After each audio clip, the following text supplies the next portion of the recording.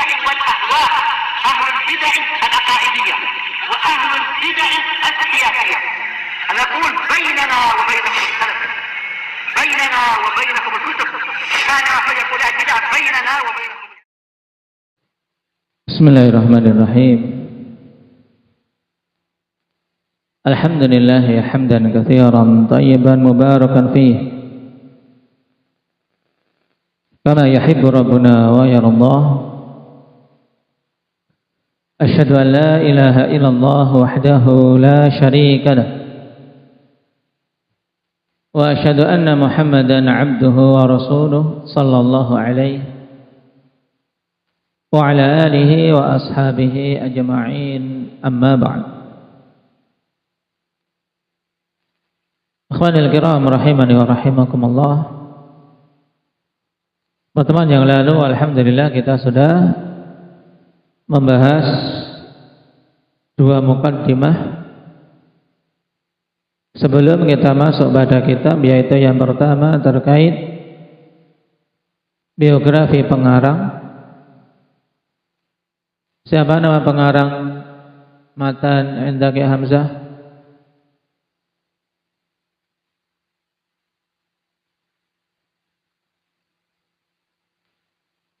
Abu Muhammad Abdullah ibni Ahmad ibni Muhammad ibni Qudamah al-Maqdisi rahimahullah. Ulama yang hidup di tahun 541 sampai 620. Kemudian pensyarah kitab siapa? Abdullah Samin.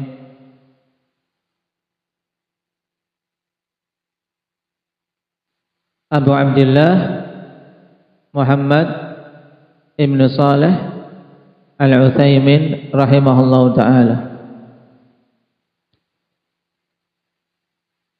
Ulama yang ma'ruf di sisi kita semua dengan kefaqihannya. Nah, sekarang kita masuk pada syarah dari Lum'atul I'tiqad. Bismillahirrahmanirrahim. Qala syarih rahimahullahu ta'ala fi muqaddimatihi, alhamdulillahi nahmaduhu wa nasta'inuhu wa nastaghfiruh wa natubu ilaihi wa na'udzu billahi min syururi anfusina wa min sayyiati a'malina. Man yahdihillahu fala mudilla lahu wa man yudlil fala hadiya lahu. Wa asyhadu an la ilaha illallah wahdahu la syarika lahu. Wa asyhadu anna Muhammadan abduhu wa rasuluh sallallahu alaihi wa ala alihi wa ashabihi wa man tabi'ahum bi ihsanin wa sallama tasliman katsira. Amma ba'du, fa hadha ta'liqun mukhtasarun ala kitab Lum'atul I'tiqad alladhi allafahu Abu Muhammad Abdullah ibnu Ahmad ibni Qudamah al-Maqdisi.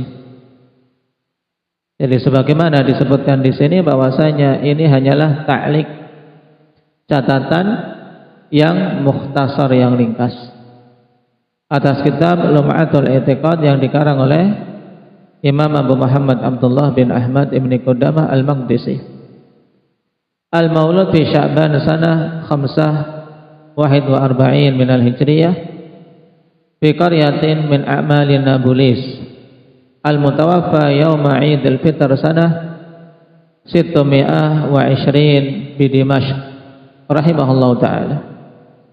Dan tentang biografi pengarang telah kita ambil penjelasannya lebih luas dari apa yang disebutkan di sini. Qala wa hadzal kitabu jama'a fihi muallifuhu zubdatal aqidah. Nah, di sini kita bisa mengambil faedah bahwasanya kitab yang akan kita pelajari ini, ikhwan, Lum'atul I'tiqad, mengumpulkan tentang apa? Zubdatul aqidah, inti-inti dari pembahasan akidah, walaupun tidak keseluruhannya, karena beliau mengambil zubdah, ibarat apa? Perasan dari suatu hal ya diperas kemudian diambil apa bagian yang paling utamanya. Wa nadharan li ahamiyatil kitab mawdu'an wa manhajan wa adama wujudi syarhin lahu faqad aqaddul azma musta'inan billah mustalhiman minhu as-sawaba fil qasdi wal amal ala an ad'a alaihi kalimatin yasiratan takshifu ghawamidah wa tubayyinu mawaridahu wa tubrizu fawaidah. Pada paragraf ini penjelasan tentang alasan penulisan syarah. Kalau ditanya apa alasan Syekh Ibnu Utsaimin menulis syarah Lum'atul I'tiqad? Yang pertama, nadharan li ahammiyatil kitabi mawdu'an wa manhajan. Karena melihat pentingnya kitab. Dari sisi apa? Dari sisi maudhu'nya. Ya dimaksud dengan maudhu' apa? Pembahasannya. Dan juga dari sisi manhajnya. Ini alasan pertama. Berarti apa? Beliau mensyarah kitab karena pembahasan dalam kitab ini penting. Yang kedua alasannya adama wujudi syarhin lah. Tidak adanya syarah untuk kitab tersebut. Dengan syarah yang muharrar, syarah yang apa? Tertulis dengan apa? Dengan rapi, dengan baik. Walaupun mungkin akhwan pelajaran-pelajaran berupa durus ada, cuman syarah yang tertulis, nah beliau belum mendapatinya. Dan kitab ini termasuk di antara syarah yang memang Syekh Ibnu Utsaimin sengaja menulisnya, akhwan. Maka kalimat-kalimatnya lebih ringkas dan padat. Kenapa? Karena bahasa yang seorang alim sengaja menulis dengan bahasa dalam ilqa, penyampaian pelajaran, ini tentunya beda. Ketika menyengaja menulis, beliau akan apa? Memilih kalimat, akan berusaha memperingkas dan memperpadat pembahasan. Ini alasan kedua, karena beliau belum mendapati syarah untuk matan Lum'atul I'tiqad. Jadi dua alasan.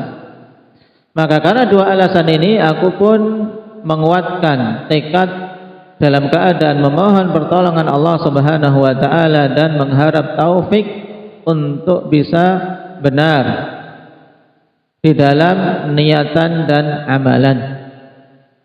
Ini juga penting. Kapan saja seseorang telah memiliki suatu tekad, akhwan, maka hendaknya apa? Kuatkan tekad itu. Ketika tahu itu perkara yang hak, kuatkan tekad. Tapi jangan lupa untuk memohon pertolongan kepada Allah dan taufiknya agar dia bisa benar. Pertama dalam niatannya, yang kedua dalam pengamalannya. Nah, maka beliau memohon pertolongan kepada Allah dan taufiknya untuk meletakkan kalimat-kalimat yang ringkas, yang sifatnya takshifu ghawamidah wa tubayyinu mawaridah wa tubrizu fawaidah. Dan ini akan kita lihat nanti dalam syarahnya. Bagaimana beliau mewujudkan tujuan beliau dalam mensyarah. Jadi tujuan beliau mensyarah apa? Untuk bisa apa? Menyingkap ghawamid, yaitu kata-kata yang sulit dipahami, dan menjelaskan pembahasan-pembahasan yang dibawakan oleh Syekh, kemudian menampakkan agar terlihat oleh banyak kalangan faedah-faedah dari kitab ini. Nah, ibarat suatu harta yang berharga yang tersembunyi, akhwan. Tidak mengetahui harta tersebut kecuali orang-orang yang ahli. Nah, para ahli ini akan berupaya mengeluarkannya agar bisa dilihat oleh banyak orang, dan inilah yang diupayakan oleh Syekh Ibnu Utsaimin. Tubrizu fawaidah. Beliau ingin menampakkan faedah-faedah yang terkandung dalam kitab Lum'atul I'tiqad. Wallaha arju alla yakilani ila nafsi tarfata ain. Hanya kepada Allah dikedepankan yang maf'ul bih untuk apa? Untuk takhsis dan hasr. Hanya kepada Allah aku mengharap agar Allah Subhanahu wa taala tidak menyerahkan diriku kepada diriku sendiri sekejap pun. Dalam artian, jangan sampai Allah membiarkanku tanpa diberi pertolongan. Karena seseorang kalau sudah diserahkan oleh Allah pada dirinya sendiri, ikhwan, musibah. Karena kalau kita tidak diberi pertolongan dan diserahkan pada jiwa kita, ikhwan, akan terseret pada keburukan. Innan nafsa la ammaratum bisu'. Jiwa kita senantiasa memerintahkan pada keburukan. Makanya untuk bisa mengalahkan jiwa kita butuh pertolongan dari Allah tabaraka wa ta'ala. Wa an yamuddani bi ruhin min indih, dan agar Allah Subhanahu wa taala memberikan madad, itu memberikan pertolongan bantuan. Nah, dengan apa? Dengan kekuatan dari sisinya. Wa taufiqin, dan dengan taufik dari sisinya. Wa ayyaj'ala amali mubarakan wa nafi'an innahu jawadun karim, dan agar Allah Subhanahu wa taala menjadikan amalku ini diberkahi dan bermanfaat. Sungguhnya Allah Subhanahu wa taala zat yang maha luas pemberian-pemberiannya dan maha dermawan. Baik. Ini muqaddimah ringkas dari beliau. Sekarang kita masuk pada pendahuluan yang dibawakan oleh Asy-Syarih rahimahullahu taala sebelum masuk dalam inti matan. Dan pendahuluan ini sangat penting, ikhwan. Kenapa? Karena padanya kaidah-kaidah pokok dalam pembahasan asma was sifat. Qala al-'alama Ibnu Utsaimin rahimahullahu taala, qawaidu hammah fil asma'i was sifat. Kaidah-kaidah yang penting dalam pembahasan nama-nama dan sifat-sifat Allah Subhanahu wa taala. Di mana pada pembahasan kitab Al-Wajibat telah kita ketahui tauhid terbagi menjadi berapa cahaya? 3, yaitu tauhid rububiyah, tauhid uluhiyah, dan tauhid asma was sifat. Nah, sekarang kita akan lebih memperdalam terkait jenis tauhid yang ketiga, yaitu tauhidul asma was sifat, yang tergelincir di dalamnya firqah-firqah yang banyak. Makanya di sini antum hendaknya betul-betul memahami kaidah-kaidah penting dalam pembahasan asma wa sifat agar bisa berjalan di atas manhaj ahli sunnati wal jamaah. Qala wa qabla ad-dukhuli fi samimil kitab uhibbu an uqaddima qawaida muhimmatan fima yata'allaqu bi asma'illahi wa sifatih. Sebelum masuk ke dalam samimul kitab, samim yaitu apa? Inti dari kitab ini. Samimul syai' khalisu, intinya. Maka aku ingin untuk mengedepankan suatu pendahuluan berupa kaidah-kaidah yang penting terkait dengan nama-nama Allah dan sifat-sifatnya.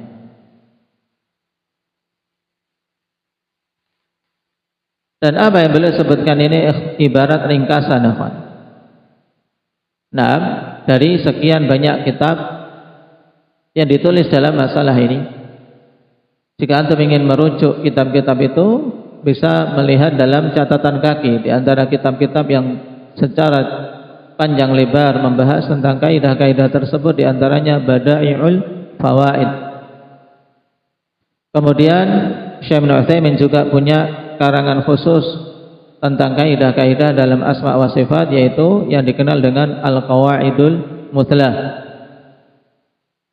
Juga ada kaidah-kaidah yang lebih luas lagi, yaitu Al-Qawaidul Kulliyah lil Asma'i wa Sifat indas Salaf, yang dikarang oleh Al-Buraikan. Demikian pula secara umum kitab-kitab Syekhul Islam Ibnu Taimiyah dan murid-muridnya, terutama Al-Alama Ibnul Qayyim, akan mendapati pembahasan tentang kaidah-kaidah yang terpencar di banyak kitab-kitab mereka.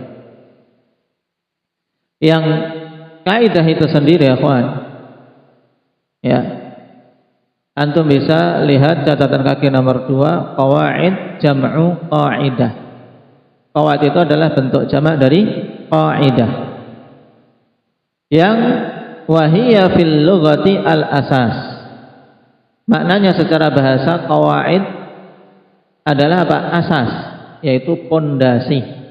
Apa makna qaidah, Muhammad Penggulu? Pondasi. Sehingga dikatakan qawaidul baiti asasuh. Qawaidnya rumah adalah apa? Pondasinya. Wa minhu qauluhu ta'ala wa idh yarfa'u Ibrahimul qawa'ida minal bait. Ini diantara penggunaan kata qawaid yang bermakna apa? Pondasi tadi. Tatkala Nabi Ibrahim menaikkan pondasi Ka'bah. Adapun makna secara istilah, wastilahan qadhiyatun kulliyatun muntabiqatun ala jami'i juz'iyatiha. Yang dinamakan dengan kaidah adalah suatu qadhiyatun kulliyah. Suatu apa? Suatu perkara yang mencakup, menyeluruh terhadap semua hal yang menjadi bagian-bagiannya. Jadi syarat dari kaidah harus apa? Harus bisa mencakup semua hal yang menjadi bagian-bagiannya. Dan insya Allah secara lugas, dalam bahasa kita tahu yang namanya kaidah, ya. Kaidah adalah suatu perkara yang hal itu bisa diterapkan pada semua hal yang memang menjadi bagian dari kaidah tersebut. Nah, kita masuk pada kaidah yang pertama. Al-qa'idatul ula fil wajibi nahwa nususil kitabi wa sunnati fi asma'illahi wa sifatih.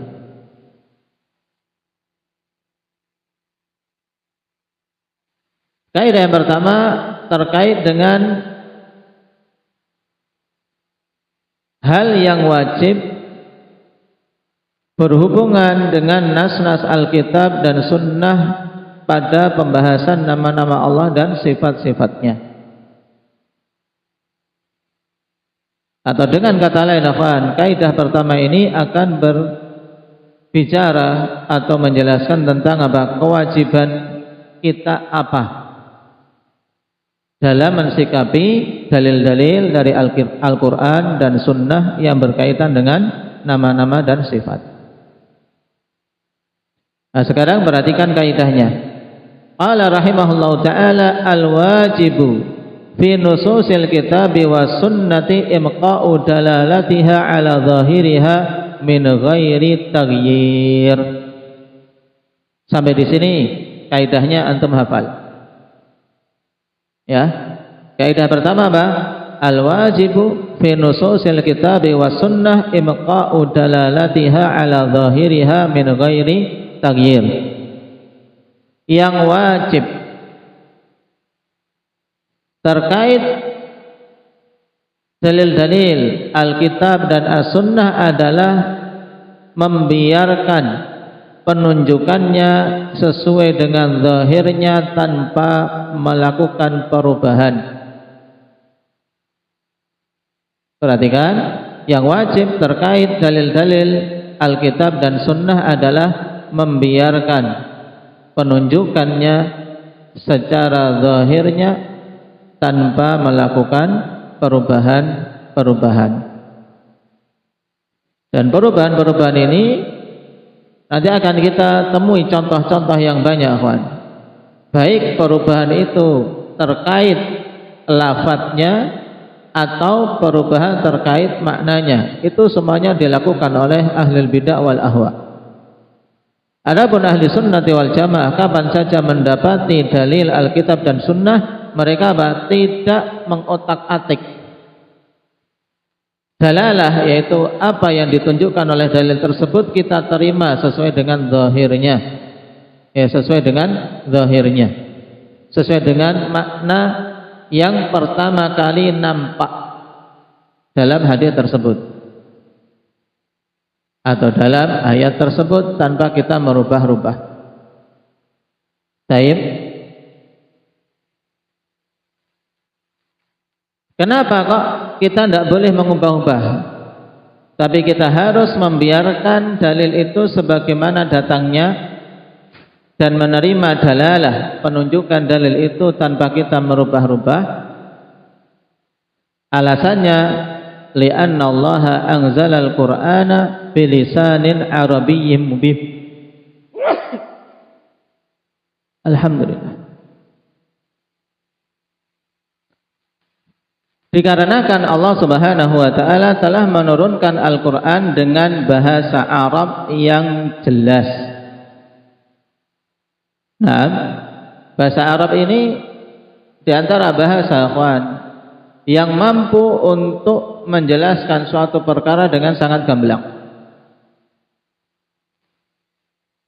yang tidak mampu untuk diwujudkan oleh bahasa-bahasa yang lain.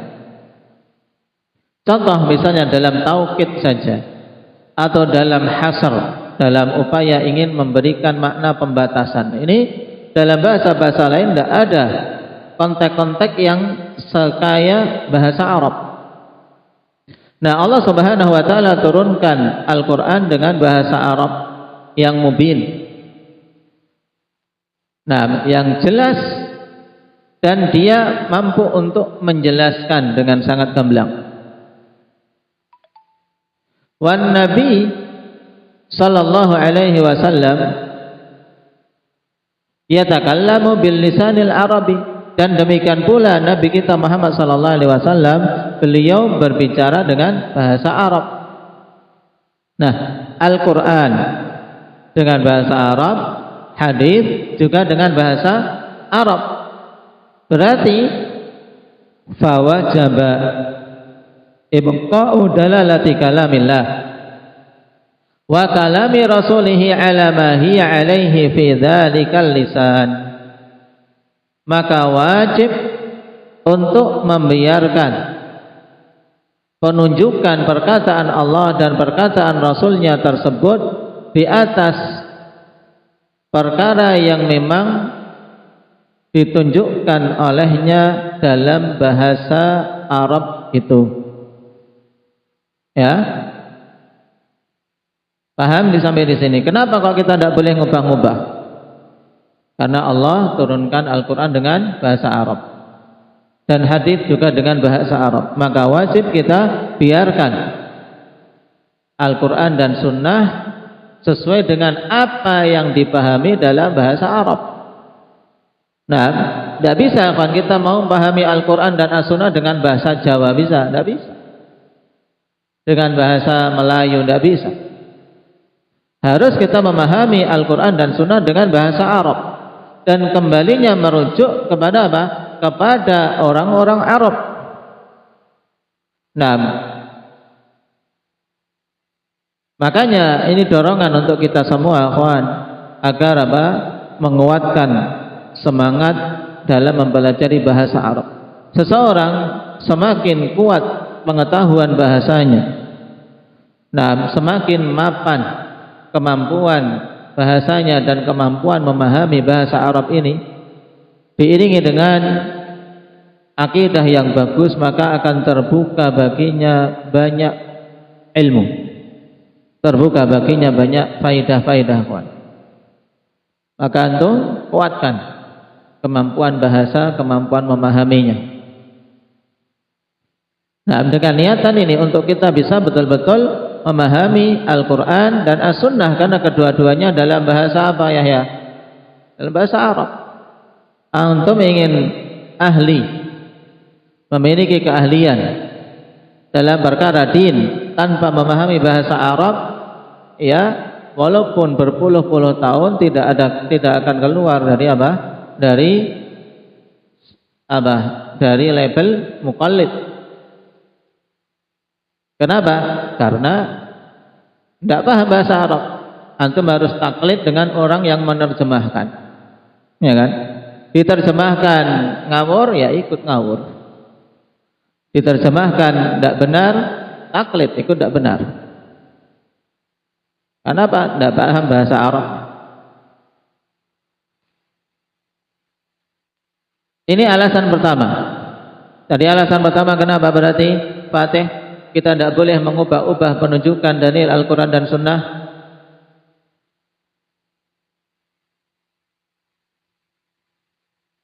Karena belum berhenti sampai situ. Sempurnakan alasan pertamanya. Karena Al-Quran dan As-Sunnah dalam bahasa Arab, maka wajib ya kita biarkan penunjukan dalil Al-Quran dan Sunnah sesuai dengan apa penunjukannya dalam bahasa Arab. Nah, ketika Allah Subhanahu wa taala menetapkan misalnya bal yadahu mabsuutatan, ini ya kita tetapkan yadah dalam bahasa Arab tangan, ya kita artikan, nah kita terima itu makna dua tangan sebagaimana nanti akan dicontohkan oleh Syekh.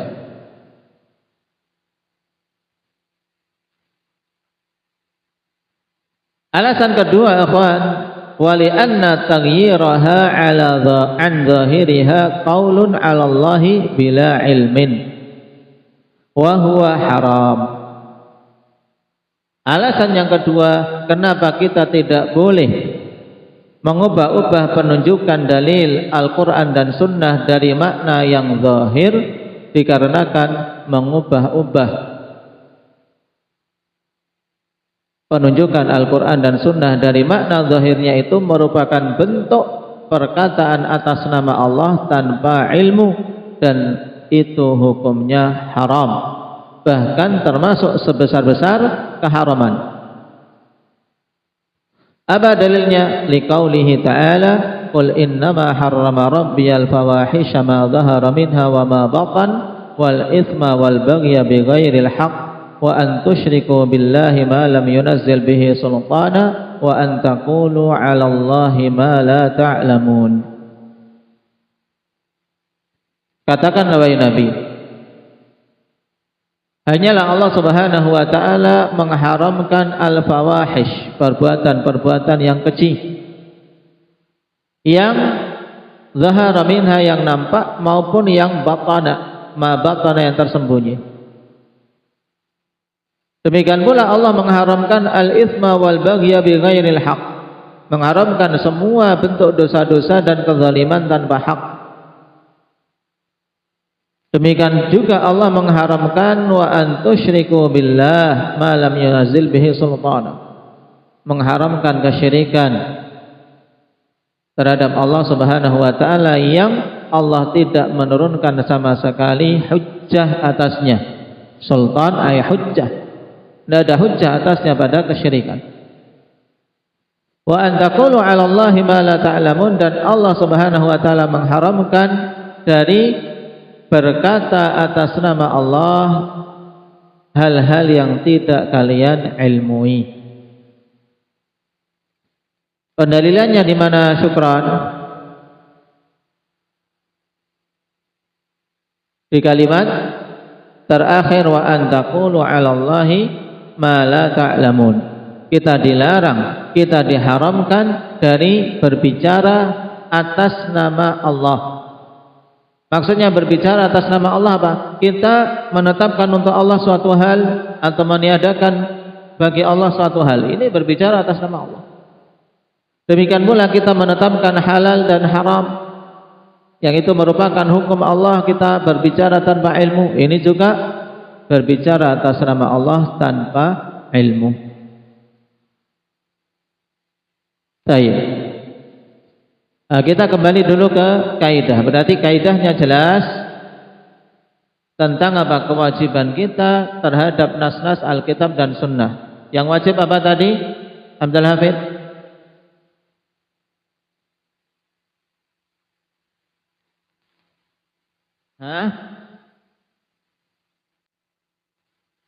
Baik. Berarti intinya kawan, kaidah pertama ini antum tekankan, antum ingat-ingat. Berarti apa intinya?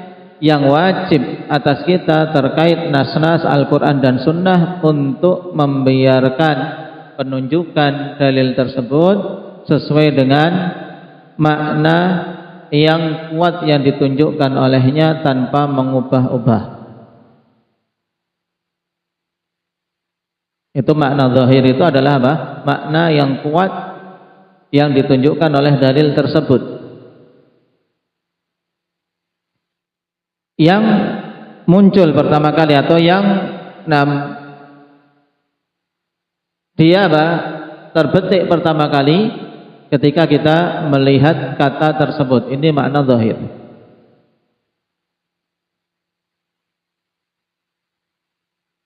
Kalau mau diringkas lagi, berarti intinya apa?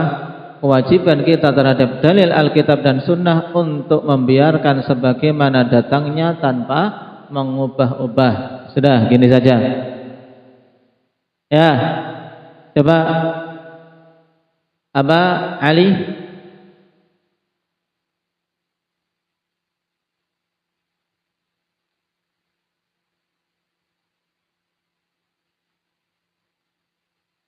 Nah, intinya ini, ya, yang wajib atas kita terkait dalil-dalil Alkitab maupun As-Sunnah adalah apa? Membiarkannya sebagaimana datangnya tanpa mengubah-ubah.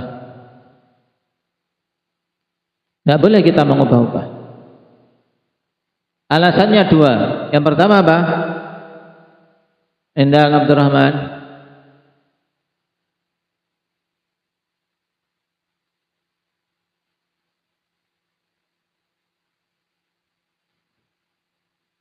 Baik.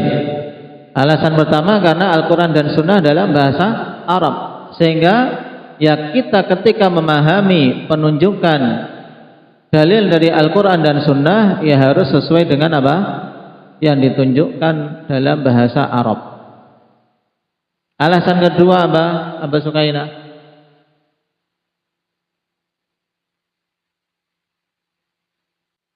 Baik.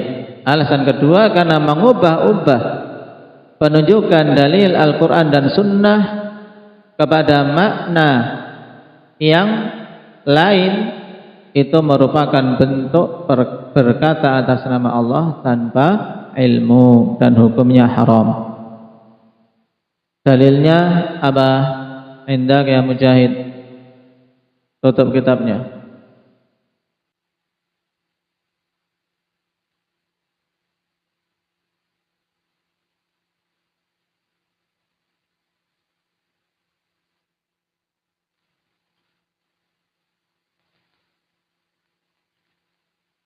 Baik. Nah, ayat di surat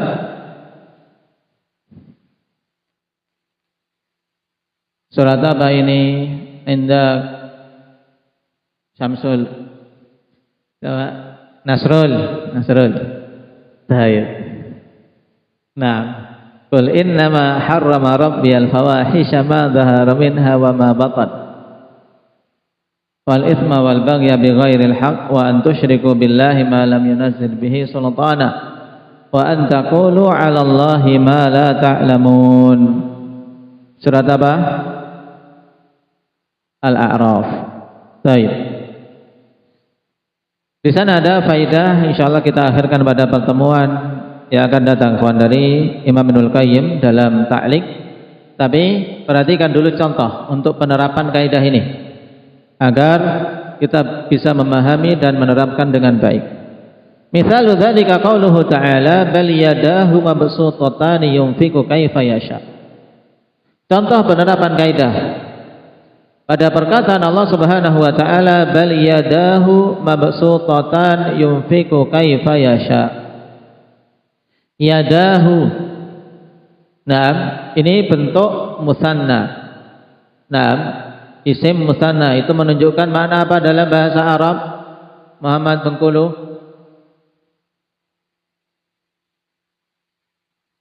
Menunjukkan makna dua. Yadun itu maknanya dalam bahasa Arab itu apa, Fatur? Tangan. Berarti yadun mufrad. Bentuknya musanna apa? Yadani. Yadani ketika diidhofahkan kepada dhamir ha, yadani ditambah hu, maka apa? Nunnya dibuang menjadi yadahu. Ini dalam bahasa Arab. Bal yadahu, bahkan kedua tangannya. Dan dhamir ha kembalinya kepada Allah Subhanahu wa taala. Berarti makna bahkan kedua tangannya, kedua tangan Allah Subhanahu wa taala itu mabsuutatan yunfiqu kaifa yasha, terhampar akan memberikan nafkah, memberikan pemberian anugerah kepada siapa saja yang Allah kehendaki. Baik. Ayat ini termasuk ayat yang padanya penetapan sifat bagi Allah Subhanahu wa taala, yaitu sifat yadaini, sifat dua tangan bagi Allah Subhanahu wa taala. Dikatakan oleh Syekh Ibnu Utsaimin, fa inna zahiral ayah anna lillahi yadaini haqiqiyatain. Sebab sungguhnya zahir dari ayat, apa makna zahirul ayah? Zahir dari ayat ini makna yang apa? Kuat, yang nampak dari apa? Dari ayat tersebut. Nah, makna kuat di sana ada makna lemah, kemungkinan dari makna yang lemah tapi. Dan ketika kita memahami suatu dalil, ya pertama kali kita harus mengambil makna terkuatnya. Itu zahir nusus, zahir ayat, zahir hadis. Nah, zahir dari ayat yaitu makna dari ayat yang nampak dengan jelas di situ bahwasanya Allah Subhanahu wa taala memiliki dua tangan yang hakiki. Fayajibu itsbatu dzalikalah, sehingga wajib untuk kita menetapkan hal itu bagi Allah Subhanahu wa taala. Kenapa? Karena kaidah tadi wajib kita apa? Membiarkan penunjukan dalil Al-Quran dan Sunnah sebagaimana datangnya tanpa mengubah-ubah. Datang dalam bentuk penetapan yadain, kedua tangan bagi Allah, maka kita tetapkan, tidak kita ubah-ubah. Taib. Cuman harus diingat nanti ada kaidah-kaidah berikutnya, akhwan. Ketika kita menetapkan seperti ini, menetapkan suatu sifat, apakah itu sifat tangan, ataukah sifat marah, ataukah sifat mencintai, ataukah sifat mengampuni, dan seterusnya dari sifat-sifat Allah, wajib kita apa? Meyakini bahwasanya sifat Allah itu sesuai dengan keagungan Allah dan tidak sama dengan sifat para makhluk. Nanti akan ditegaskan dalam kaidah-kaidah berikutnya. Qala fa idza qala qail al-muradu bihima al-quwwah. Apabila ada orang yang mengatakan yang dimaksud dengan kedua tangan itu adalah kekuatan. Sehingga perhatikan makna bal yadahu mabsuutatan, mereka maknakan bahkan dua kekuatan Allah itu terhampar. Mereka maknakan yad dengan kuwah, kekuatan. Kita jawabnya bagaimana? Karena ahli bidah mereka enggan menetapkan sifat tangan bagi Allah. Katanya apa? Katanya kalau kita menetapkan tangan bagi Allah berarti berakibat Allah itu sama dengan makhluk. Itu alasannya. Maka mereka lari dari hal ini sehingga apa? Memalingkan dalil menuju kepada makna yang lemah. Yad diartikan dengan kekuatan. Maka kita bantah, qulna lahu, kita katakan kepadanya, hada sarfu lil kalam, hada sarfun lil kalami an zahirih fala yajuzul qawli bih. Ini adalah memalingkan perkataan dari makna zahirnya, dari makna yang kuat. Nah, maka tidak boleh kita mengatakan itu, sebab itu adalah bentuk perkataan atas nama Allah tanpa ilmu. Baik. Kenapa? Karena makna yang zahir dari yad, ya tangan. Dalam bahasa Arab, yad, ya tangan, bukan bermakna kuwah. Baik. Memang terkadang dimaknakan kuwah, tapi itu makna yang lemah. Kita tidak boleh beralih kepada makna yang kuat menuju makna yang lemah tanpa dalil, sebagaimana insyaallah nanti akan kita bahas perincian Ibnul Qayyim dalam catatan kaki nomor 5 di halaman 13. Di sana ada faedah bagus bantahan Ibnul Qayyim terhadap hal ini secara umum. Ini contoh akhwan. Nah, dalam penerapan kaidah. Nah, pahami dengan baik. Sengaja untuk memperlambat dalam memahami kaidah. Kenapa? Karena kaidah kalau sudah paham insyaallah pembahasan-pembahasan setelahnya mudah. Dan juga apa? Tidak cukup kita sekedar paham untuk diri kita, kawan, tapi berupaya juga memahamkan yang lain. Nah, ini tafhimul ghair butuh apa? Butuh kita juga belajar untuk memahamkan yang lain.